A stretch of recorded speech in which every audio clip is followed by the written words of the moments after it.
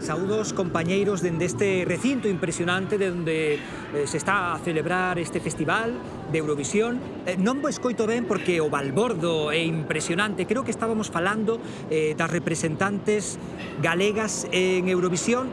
Evidentemente, Lucía é a única ou non, porque no arquivo atopamos probas de que as raíces galegas van moito máis alá neste festival.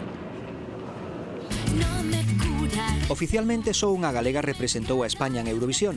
Foi no ano 2011, en Düsseldorf. Unha rapaza do Incio, Lugo, pedía que non lle quitaran o bailao. A nosa Lucía Pérez fixo historia ao ser a primeira da nosa terra xusto cando se cumpría medio século da primeira participación do noso país no festival.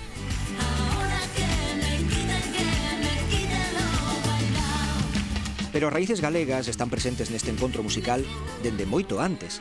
Ana Quiro concursou na preselección da Canción de Salomé en 1969.